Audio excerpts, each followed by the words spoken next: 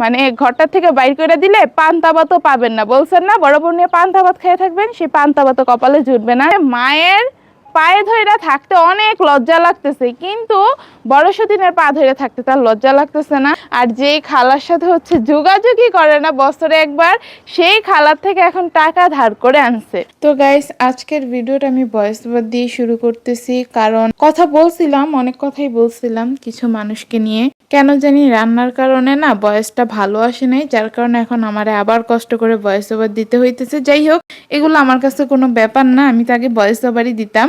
Recent time হচ্ছে voice over দেওয়া বন্ধ করে দিছিলাম। তো আমার ভয়েস ওভারের কথা যেহেতু আসলো, একটা কথা না বললেই না। আপনারা এখন দেখেন যে বড় সতীন মাশাল্লাহ অনেক সুন্দর ভয়েস ওভার দেয়, তার মিষ্টি মিষ্টি কুকিলা কণ্ঠে। তবে আমার কাছে থাকতে মানে আমার এই অপবাদটা দেওয়া হয়েছে, মানে কি যে বলবে কি রাইখা আমার বিষয়ে ওরা নিজেরাও জানে না। বলছে কি যে আমার কাছে থাকতে নাকি আমি বড় সতীনকে দিতাম না, ভয়েস ওভার দিতে দিতাম না, কোনো একটা ভিডিও ঠিকভাবে করতে দিতাম না। মানে আমি সারাদিন শুধু চিল্লাইতাম, আমি সারাদিন লাফাইতাম। ও করতে চাইলেও নাকি আমি ওরে কখনো করতে দেই নাই। মানে কি আর বলবো গাইস, তখন আপনারা কিন্তু মানে অনেক মানুষজন কমেন্ট করতেন যে বড় আপুকে বলো একটু ভয়েস ওভার দিতে, তারপরে বড় আপুকে বলো একটু সুন্দরভাবে ভিডিও করতে। বড় আপুর কথাগুলো না সুন্দর হয় না, কেমন জানি খোলামেলাভাবে কথা বলতে পারে না, একদম ফ্রি মাইন্ড নিয়ে কেমন যেন একটা করে।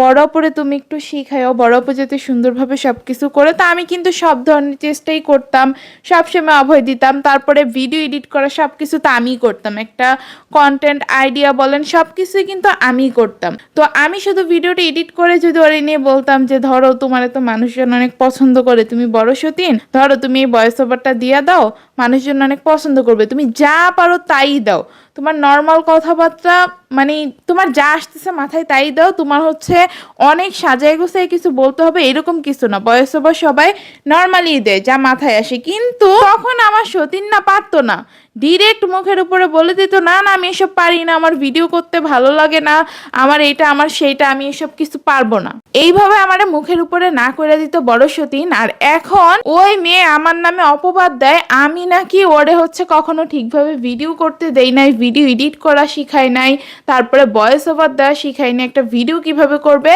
কোনো কিছুই নাকি আমি করি নাই। এত মিথ্যা কথা আর এত বেঈমান মানুষজন কিভাবে হয় আমি বুঝি না। আসলে না বেঈমানদের কোনো ধর্ম হয় না, বেঈমানদের মধ্যে কোনো ভেদাভেদ হয় না, সব বেঈমানরা একই।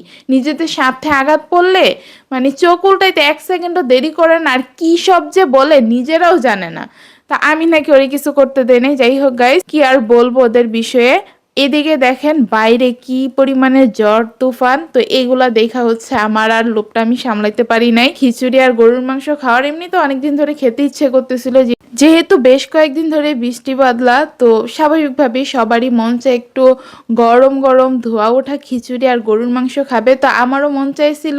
তো শাশুড়ি মারা আমি জানাই ফ্রিজে তো মাংস ছিল না, কেন ছিল না সেই বিষয়ে আমি আর কিছু না বললাম, কিছু বললা বা তাদের গায়ে ফুসকা পড়ে যায় ভাই, সব কথা নিজেদের গায়ে মাখায়া বইসা থাকে। তো আমার হচ্ছে খেতে অনেক ইচ্ছে করতেছিল, এখন তো ফ্রিজে গরুর মাংস নাই, শাশুড়িকে বলছি, আর শাশুড়ি আমি জানি না কোত্থেকে যে মাংস আমারে কিনে এনে দিছে এই বৃষ্টি বাদলার মধ্যে, কই কই ঘুরে।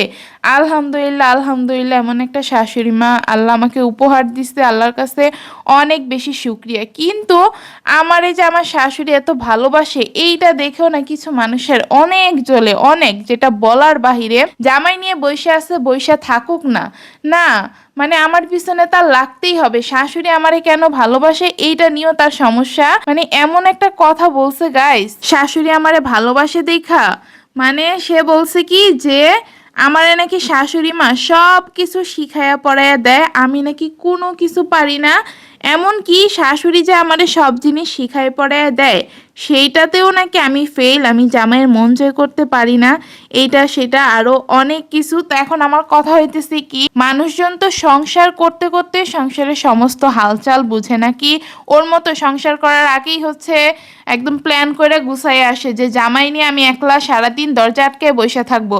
এরকম তো মানুষের চিন্তা ভাবনা থাকে না, মানুষের তো চিন্তা ভাবনা থাকে যে আমি একটা সংসারে যাইতেছি, আমি সবাইকে নিয়ে মিলেমিশে সংসার করব। আর হচ্ছে জামাই নিয়ে একলা থাকার পরিকল্পনা তো কেউ ভুলও করে না, বিয়ের আগে করে, বড় সতীনের মতো থাকে না লাখে, মনে করেন যে এক দুইটা, ওদের হয়তো এই ধরনের প্ল্যান থাকতে পারে, আবার নাও থাকতে পারে। শুধু শুধু মানুষকে নিয়ে হচ্ছে অযথা এইসব কথা বইলা লাভ নাই। তো এই ধরনের চিন্তা ভাবনা তার কারোর মধ্যে থাকে না। সবাই তো চায় যে পরিবারের সবাই নিয়ে মিলেমিশে থাকবে, কারণ তার স্বামীটা তো সে আর রেডিমেড পাইয়া যায় নাই। স্বামীটা তো হচ্ছে বাবা মা পাইলা লাইলা বড় করছে। তার বাবা মা যেমন তার মানে লালন পালন করে বড় করছে, তার স্বামীকেও তো তার শ্বশুর শাশুড়ি হচ্ছে লালন পালন করে বড় করছে কষ্ট করে। তো সেই চিন্তা ভাবনা করেই কিন্তু সবাই মিলেমিশে থাকে পরিবারের সবার সাথে। কিন্তু বড় সতীনের তো এইসব নাই। এখন আমার পিছনে লাগছে শাশুড়ি আমার কেন ভালোবাসে, আর যেই কথাই ছিলাম যে শাশুড়ি আমারে শিখায় পড়ায় পাঠায়। এখন সংসারে চলতে গেলে নতুন নতুন অনেক জিনিসই আছে, যেটা আপনারাও হয়তো বা সংসারের শুরুর দিকে বুঝেন নাই। মানে একটা সংসার তো ঠিকভাবে স্টেবিলিটি আনতে মনে করেন যে লেগে যায়, এমনিতেই 1-2 বছর লেগে যায়। সেক্ষেত্রে আমার যেহেতু সতীনের সংসার ছিল, তা আর আমার সতীনই সবসময় সবকিছু করছে, আমার কোনো কিছুতে হাত দিতে হয় নাই। যখন আমি নিজে সবকিছু সাজাইতে গুছাইতে শুরু করলাম, নিজের মধ্যে বুঝটা আনলাম যে না, শুধু সতীনের উপরে সবকিছু ফেলে রাখলে তো হবে না। আর আমার ক্ষেত্রে বিষয়টা হয়েছে কি, যেহেতু আমার সতীন মানে সবসময় সবকিছু হচ্ছে আকবারে করে ফেলতো, আমি কিছু করতে গেলেও আমারে কখনো করতে দিত না, যেটা সত্যি কথা। ওই করবে, মনে করেন যে আমি মাঝে মাঝে শখ করছি যে আজকে জামাইয়ের জন্য আমি এই রান্নাটা করব, না না না তুমি রান্না করো না, তোমার হাতের রান্না পছন্দ করবে না, তুমি খাবারে ঝাল দিয়ে দাও, সাকিব ঝাল খেতে পারে না, আমার হাতের রান্না সাকিবের অনেক পছন্দ, আমার হাতের রান্না ছাড়া কারো রান্না খাই না, সাকিব তো সাকিবের মায়ের রান্নাও খায় না, এইভাবে আমারে বলতো। তো এইরকম শুনতে শুনতে আমি ভাবতাম যে আচ্ছা থাক, জামাই যেহেতু ওর হাতের রান্না পছন্দ করে তাহলে ওরটাই খা। তো এখন ও তো আমার চোখ খুলে দিছে, মানে বাবার বাড়িতে গিয়ে আমার নামে মিথ্যা অপবাদগুলা দিয়ে এখন তার মনে করেন যে এইভাবে মানুষের উপরে সংসার ছাইড়া রাখার কোনো মানেই হয় না। তো পরবর্তীতে আমি যখন নিজের হাতে সমস্ত দায়িত্ব নিতে শুরু করলাম, স্বাভাবিকভাবে আমি একটু হুচট খাবো। তো সেইটা আমার শাশুড়ি আমারে বলে দিতেই পারে যে যাও এভাবে এটা করো, ওইভাবে ওইটা করো। আমি তার ওর মতো প্রেম করে বিয়ে করে আসি নাই যে আগে থেকে অনেক কথাবার্তা হয়ে গেছে, হাজবেন্ডের সাথে অনেক ফ্রি ছিলাম, মানে যেমন হয় আর কি লাভ ম্যারেজ গুলাতে, সেটা আমি না বললাম। তা আমার ক্ষেত্রে তো বিষয়টা অন্যরকম ছিল, তার উপরে সতীন ছিল। জামাইয়ের সাথে যদি একটু টাইম স্পেন্ড করতে যাইতাম, নিজের মতো করে সময় কাটাইতে যাইতাম, সংসারে হয়তো আরেক ঝামেলা, ভয়ে মনে করেন যে জামাইয়ের কাছে যাইতেও ভয় লাগতো যে না গেলে সংসারে আবার একটা ঝামেলা হবে, কখন জানি বড় সতীন বাড়ি থেকে চলে যায়, এই ভয়ে থাকতাম শুরুর দিকে। জামাইয়ের সাথে সম্পর্ক ঠিক হবে কিভাবে, ওর কারণেই তো জামাইয়ের সাথে আমার সম্পর্কটা ঠিক হয় নাই। আবার ও আসছে এখন বড় বড় লেকচার দিতে, আমি কেন 5 বছর চলে জামাইয়ের সাথে সম্পর্ক ঠিক করতে পারি নাই। যে ঝামেলা করছে ভাই, জামাইও তো মনে করেন যে আমি এদিকে এক ভয়ে থাকতাম যে কখন জানি ও ফুরুত মারে, এইসব করতে না পেরে কখন জানি কি একটা ঝামেলা কইরা বসে, কি অঘটন কইরা বসে।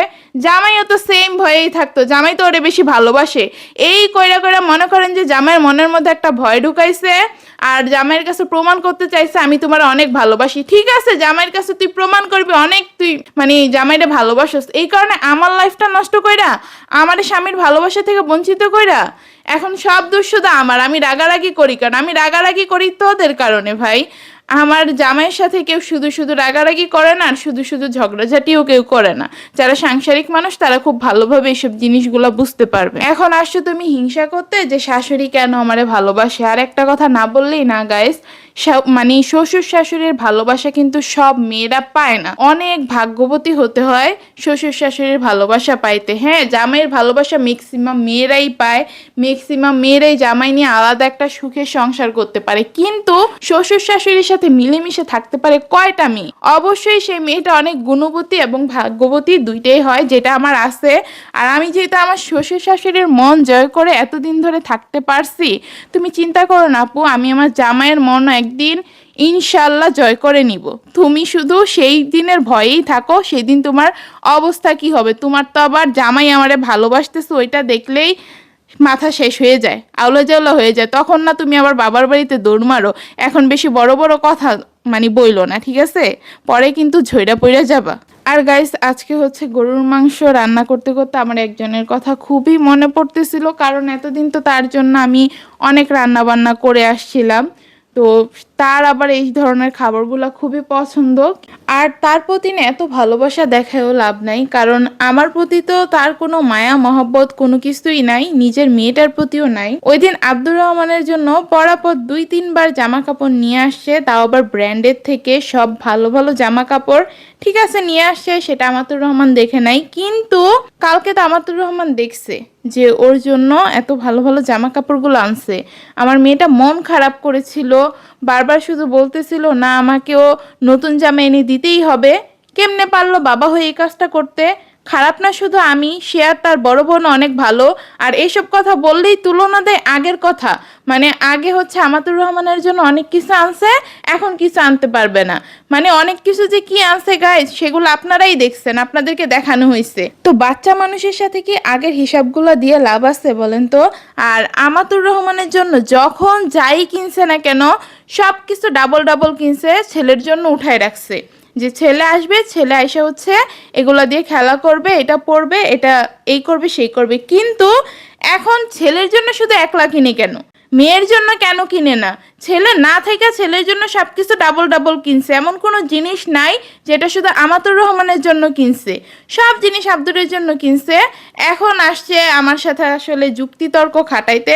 আর আমাতুর রহমানের সাথে তো কোনোভাবে আব্দুর রহমানের তুলনা দেওয়া সাজে না, কারণ আমাতুরকে যখন যাই এনে দিছে ফুটপাতের হচ্ছে মানে লোকাল জিনিসপত্রগুলো এনে দিছে। আর আব্দুরের জন্য যেগুলো মনে করেন যে জোড়া কিনছে, সেগুলো আবার ভালো কিনে দিছে। শুধু আমাতুরকে যেটা কিনে দিছে সেটা কিনে দিছে লোকাল দোকানগুলো থেকে। আর আব্দুরের জন্য যাই আনে না কেন, যমুনা ফিউচার পার্ক বসুন্ধরা থেকে সব ভালো ভালো জিনিসগুলা এনে দেয়।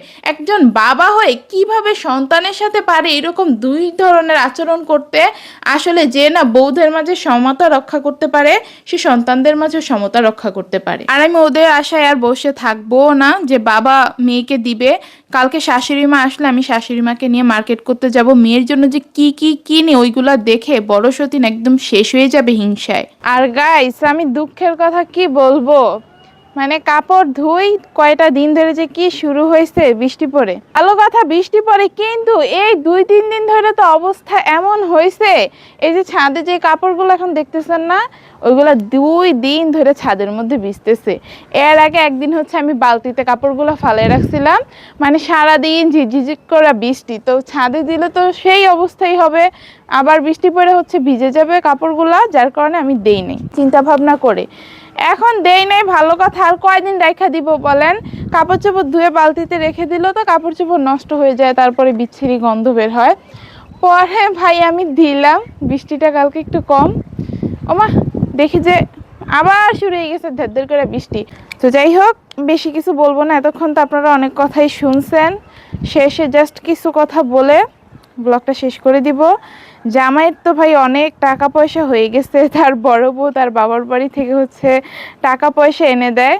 অবাক হয়ে গেলাম, মাত্র 10,000 টাকা নিয়ে যেই ভাবটা দেখাইলো, সে পরবর্তীতে কথাটা এইভাবে বইলা কাটাইছে যে সেই নাকি তার বড় বড়ি শিখাই দিছিল যে তুমি এইভাবে এইভাবে কথাগুলা বলবা, তা মানে যাতে মনে হয় যে তুমি তোমার বাবার বাড়ি থেকে সম্পূর্ণ টাকাটা এনে দিচ্ছ। দূর, লাগাইতেই পারি না, পড়ে থাক তোরা ছাদ। তো তুমি তোমার বাবার বাড়ি থেকে পুরো টাকাটা এনে দিবা, তার মানে বুঝেন ওরা প্রত্যেকটা কথা হুদাইকে এভাবে ঘুরাই পেয়েছে বলে আমারে জ্বালানোর জন্য। আমারে জ্বালানো কি জীবনে সম্ভব? ওরা পারবে কখনো আমার সাথে? তো এত যেহেতু টাকা হয়ে গেছে, আরও নাকি টাকা সে হচ্ছে ব্যবস্থা করতে পারবে, তার নাকি সোর্সেরই কোনো অভাব নাই, মানুষজনেরই অভাব নাই। আর যেই খালার সাথে হচ্ছে যোগাযোগই করে না বছরে একবার, সেই খালার থেকে এখন টাকা ধার করে আনছে। মানে কি বলবো ওদের বিষয়ে, ওরা নতুন নতুন যে কত কিছু ওদের বিষয়ে মানে ফাঁস করবে, সেটা আপনারা আস্তে ধীরে সব কিছু জানবেন গাইস। এই খালা হচ্ছে বছরে একদিনও খালার খোঁজখবর নিত না, সেই খালার থেকে এখন 1,00,000 টাকা হচ্ছে ধার করে আনছে। কি ধরনের মিষ্টি মিষ্টি কথাগুলো বইলা। তো টাকা পয়সা যেহেতু বেশি হয়ে গেছে, টাকা পয়সা রাখার মতো মনে করেন যে জায়গা খুঁজে পাইতেছে না আমার জামাই, শাশুড়ি আজকে বাসায় আসুক, আসার পরে আমি শাশুড়ি সব কিছু বলবো যে আম্মু এই কাহিনী হয়েছে, আপনার ছেলে সেমিস্টার ফি মানুষের থেকে কোত্থেকে ধার করে আনছে, তারপর আপনার কাছে আসে নাই, আমার কাছে আসে নাই। আমি তো ভাই ওয়েট করতেছিলাম যে সে হচ্ছে একটু কষ্টটা বুঝুক, তার কষ্ট বোঝার প্রয়োজন আছে। বড় বউ যে সারাদিন করে, বড় বউ তারে কোন স্বর্গে নিয়ে যাবে এটা হচ্ছে তার বোঝা উচিত। আর হচ্ছে আমি আমার কাছে টাকা থাকা সত্ত্বেও আমি কেন দেই নাই সেটা আপনাদেরকে বলি। টাকা থাকা সত্ত্বেও আমি দেই নাই কারণ 20 তারিখ পর্যন্ত ডেট ছিল, ডিউ ডেট, মানে 20 তারিখের মধ্যে দিলে হচ্ছে 2000 টাকা মানে এক্সট্রা দিতে হবে, অতিরিক্ত দিয়ে তারপরে সেমিস্টার ফি দিতে হবে। তো 2000 টাকা কি আমার কাছে কোনো বিষয় বলেন তো? তো এই কারণে আমি বসেছিলাম জামাইয়ের একটু দেখবো আর কি কেমনি কি করে। তো যাই হোক, সে যেহেতু ধার দেনা করে টাকাগুলো মানে ম্যানেজ করছে, তারপরে হচ্ছে এইগুলা পরবর্তীতে কি করবে জানেন? আমার শাশুড়ির উপরে চাপাই দিবে, যেই কোনো ছলে বলে কৌশলে হোক শাশুড়ির উপরে চাপাই দিবে যে তুমি আর তোমার ছোট বউ মিলে আমার পড়াশোনার মধ্যে করছিলা, নিছিলা, এখন তোমরা আমার এই টাকাগুলা দিবা। সেই সাথে সেমিস্টার ফির টাকাটা তো এইভাবে ধরাই দিবে। আনুষাঙ্গিক যেই খরচগুলা করতেছে না ধার দেনা কইরা, ওইগুলো পর্যন্ত ধরাই দিবে যে তোমাদের কারণেই তো আমার এই টাকাগুলো ধার হইছে। দেখেন না, সবসময় বলে যে কি জানি ওরাই আমার পড়াশোনায় আনছে, ওরাই আমার লাইফটা একদম হেল করে দিছে, তো ওদের সাথে আমি জোর খাটাবো, ওদের একদম নিঃস্ব করে দিব, এসব কথা বলে না? তো এই ধার দেনাগুলো করে এরকম অবস্থা করবে। তারপরে মানে কি আর বলবো, জামাইরে নিয়ে পায়ে ধরে নাকি আমাদের পায়ে ধরে থাকবে না, মুখে লজ্জাটুকু পর্যন্ত রাখে নাই বড় সতীন। এত বানাইছে জামাইরে, বলতেও বাধে না যে আমি আমার বড় বউয়ের পায়ে ধরে থাকতেছে, আমার কাছে খুব ভালো লাগতেছে, খুবই মানে সফটলি বইলা চলে যাইতেছে। কোন ধরনের মানুষের সাথে যে আমার জামাই গিয়ে মিলছে, তাদের নাকি আবার বহুত মিল। জামাই কি কখনো এরকম ছিল?